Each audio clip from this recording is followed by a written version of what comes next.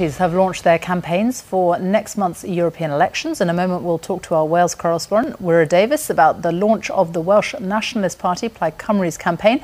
But first, Ross Hawkins was at the launch of the Green Party's campaign in Westminster. And what did they have to say? Well, the Greens hope they can attract voters who've had enough of bigger parties.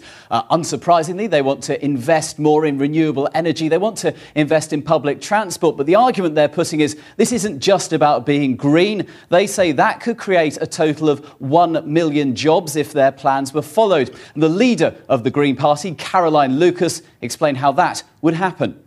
What the Greens are suggesting is that we have a massive investment in renewable energies, energy efficiency, which would create up to hundreds of thousands of jobs. It would certainly also cut people's fuel bills. It would cut emissions. There's a real opportunity out there, both to address the economic crisis and the climate crisis at the same time. And the fact that Gordon Brown isn't actually adopting that kind of proposal, we think, is both a betrayal of the environmental issues, but also a betrayal of the working people of this country.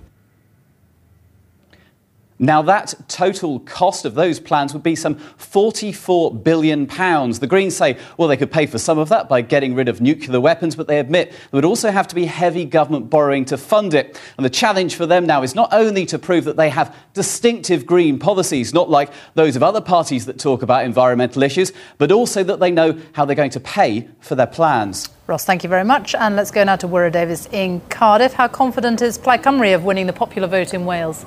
Well, as you say, Sophie, the Welsh Nationalists think they can make history and for the first time beat Labour in the popular vote here in Wales. The problem they've got is that here at the Welsh Assembly, of course, they're in coalition with Labour. So what they have to do is go out onto the doorstep and persuade voters to forget about that little arrangement and tell them that in European terms at least, it's Plaid Cymru that can make a difference in these times of economic austerity.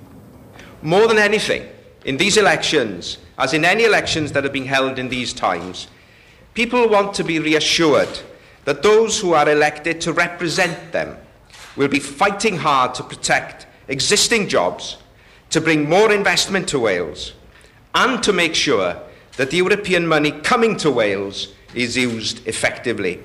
Now, Plaid Cymru leaders today acknowledge the problem they've got, however may be personally, that because of this allowances and expenses scandal up in Westminster, all political parties are facing a major problem in these elections. When they go on the doorsteps, they knock on the voters' door, they find that voters are very reluctant to engage with politicians at all.